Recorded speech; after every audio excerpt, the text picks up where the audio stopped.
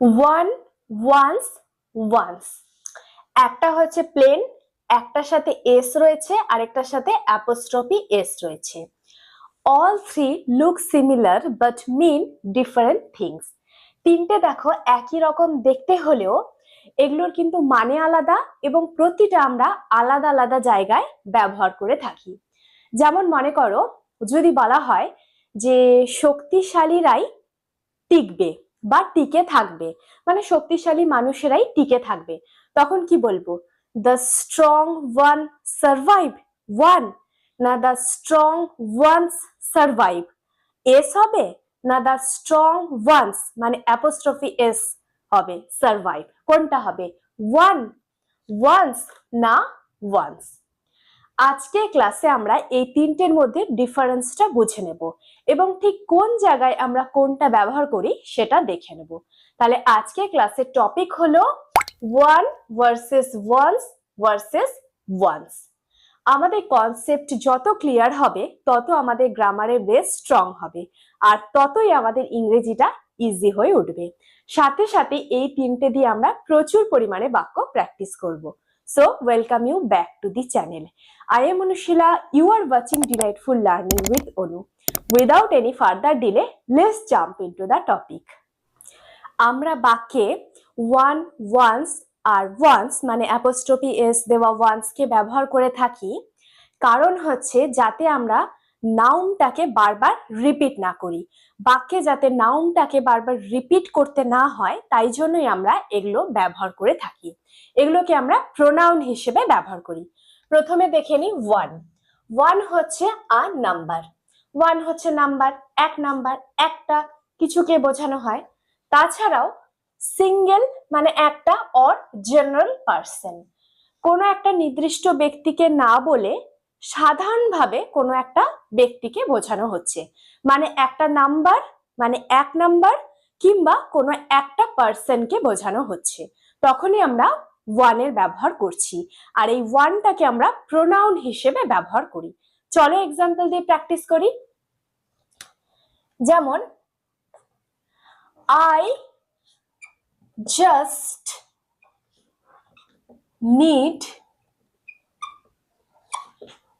1 minute.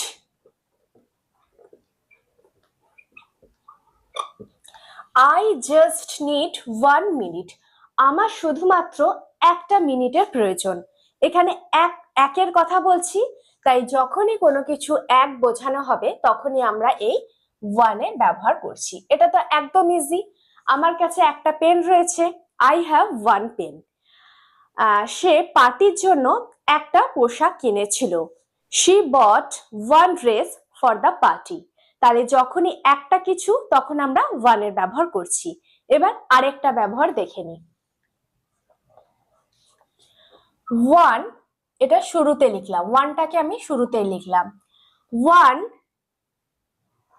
Must অবশ্যই, always, one must always speak the truth.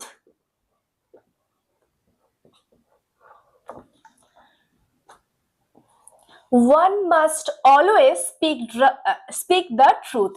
একজন অবশ্যই সব সময় সত্যি কথা বলবে।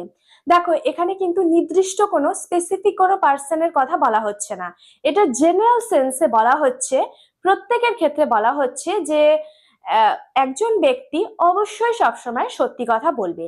তাহলে এই যে একজন বোঝানো হচ্ছে বা একজন ব্যক্তিকে ফোকাস করা হচ্ছে, তখন আমরা ওয়ানের ব্যবহার করছি। এটা জেনারেল সেন্সে হচ্ছে কিন্তু একজনের ওপর ফোকাস করা হচ্ছে, তাই ওয়ান মানে এটা হচ্ছে সিঙ্গেল বোঝানো হচ্ছে। এই যে বললাম সিঙ্গেল আর জেনারেল পার্সন। আবার এরকমও বলা যেতে পারে one should always be honest. One should always be honest. একজনের উচিত সব সময় সৎ হওয়া বা সৎ থাকা।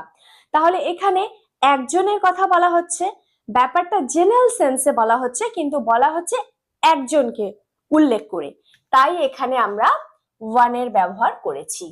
তাহলে যখনই কোনো কিছু সিঙ্গেল বা জেনারেল পার্সনের কথা বলবো তখন আমরা ওয়ান এর ব্যবহার করব। দেখো নাউনের পরিবর্তে আমরা এটা ব্যবহার করছি, এখানে নাউন না করে তার জায়গায় আমরা এই ওয়ান এর উল্লেখ করছি।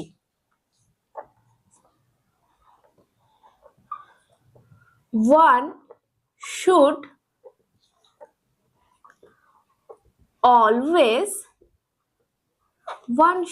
always be honest. একজনের উচিত সব সময় সৎ হওয়া। তাহলে ওয়ান মানেই হচ্ছে এখানে সিঙ্গুলার, মানে এক বচনে কথা বলা হচ্ছে, একজনের কথা বলা হচ্ছে, আর জেনারেল সেন্সে বলা হচ্ছে। এই হলো ওয়ান। এবার হচ্ছে ওয়ান্স, মানে যেটার সাথে এস রয়েছে। ওয়ান হচ্ছে সিঙ্গুলার আর ওয়ান্স হচ্ছে প্লুরাল ফর্ম অফ ওয়ান। এই ওয়ানের প্লুরাল ফর্ম হচ্ছে ওয়ান্স। এটা সিঙ্গুলার, এটা প্লুরাল। কি বোঝায়? মেনি আইটেমস অর থিংস, অনেকগুলো জিনিসের কথা বোঝায়, কিংবা অনেকগুলো ব্যক্তির কথা বোঝায়। মোটামুটি একজনের বেশি ব্যক্তি বা জিনিস বোঝাতে আমরা ওয়ান্স এর ব্যবহার করে থাকি। এটা হচ্ছে বহুবচন, প্লুরাল। যেমন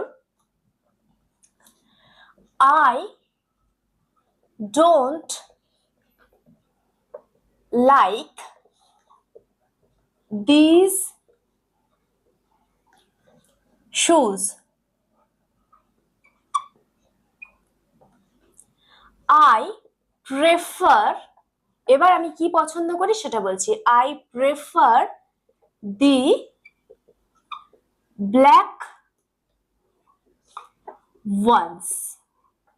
এখানে আমি ওয়ান্স এর ব্যবহার করলাম। এটা দুটো পার্টে রয়েছে। প্রথমে কি বলেছে? I don't like these shoes.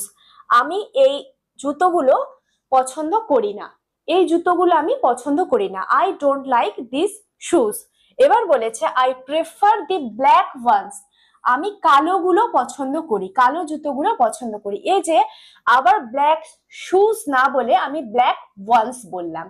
এই ক্ষেত্রে আমরা ওয়ান্স এর ব্যবহার করছি যখন আমরা কোনো মেনি থিংস বা আইটেমস বোঝাতে চাইছি।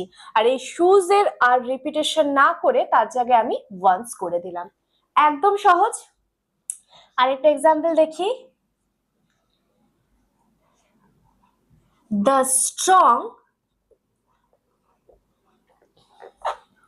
ones survive.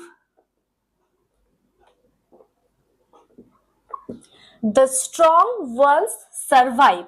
শক্তিশালী মানুষেরাই টিকে থাকে। দেখো এখানে পার্সন বা পিপল না বলে আমি ওয়ান্স বলে দিলাম, দ্য স্ট্রং ওয়ান্স। এখানে কিন্তু অনেকগুলো মানুষের কথা বোঝানো হচ্ছে বা শক্তিশালী মানুষগুলোর কথা বলা হচ্ছে, মানে প্লুরাল বোঝানো হচ্ছে, তাই এখানে ওয়ান্স হলো। যখনই আমরা প্লুরাল বোঝাবো, অনেকগুলো মানুষ বা অনেকগুলো জিনিসের কথা বোঝাবো, তখন আমরা ওয়ান্স এর ব্যবহার করব। Next,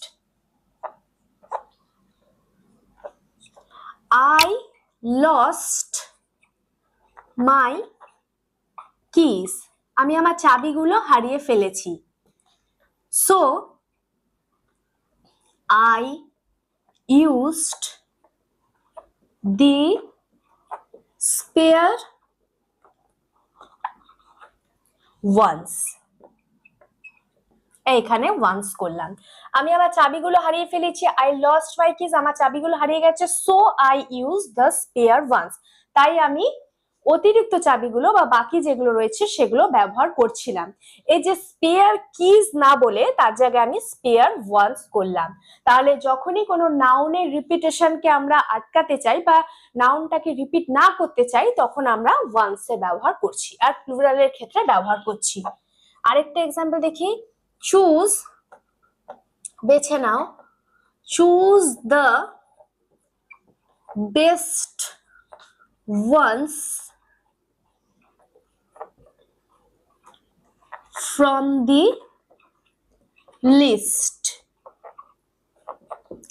Choose the best ones মানে সব থেকে ভালোগুলোকে, বেস্ট গুলোকে লিস্ট থেকে বেছে নাও, তালিকা থেকে সব থেকে বেস্ট গুলোকে বেছে নাও। অনেকগুলোর কথা বলছি তাই ওয়ান্স। তাহলে ওয়ান্স মানেই হচ্ছে প্লুরাল ফর্ম, মেনি আইটেমস বা থিংস কিংবা অনেকগুলো পার্সনের কথা বলা হচ্ছে। এবার দেখি অ্যাপোস্ট্রফি এস দেওয়া ওয়ান্সটা। নেক্সট, এটা হচ্ছে ওয়ান্স, এটার সাথে অ্যাপোস্ট্রফি এস রয়েছে। এটার মানে হচ্ছে পজেশন, মানে মালিকানা, কারুর কিছু, কোনো ব্যক্তির কোনো কিছু, এটা বোঝাতে আমরা ওয়ান্স এর ব্যবহার করি, মানে বিলঙ্গিং টু ওয়ান। এক্সাম্পল দিলে আরো আমরা ক্লিয়ার হয়ে যাব। ওয়ান, এটা আমি প্রথমে যে ওয়ানটা শিখলাম সেই ওয়ান। ওয়ান শুড মানে একজনের উচিত, one should take care of, এবার দেখো করছি ওয়ান্স, ওয়ান্স হেলথ। একজনের উচিত one should take care of one's health, একজনের উচিত তার নিজের স্বাস্থ্যের কেয়ার নেওয়া বা নিজের স্বাস্থ্যের টেক কেয়ার করা মানে যত্ন করা।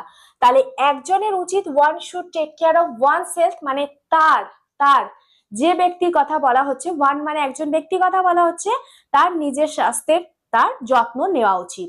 এখানে দেখো ওয়ান মানে কিন্তু কোনো স্পেসিফিক পার্সন, এটা জেনারেল সেন্সে বলা হয়েছে যে একজন ব্যক্তি তার নিজের শরীরে যত্ন নেওয়া উচিত, তার শরীর, আ পার্সনস হেলথ, তাই এখানে ওয়ান্স করা হয়েছে মানে পজেশন বোঝাতে।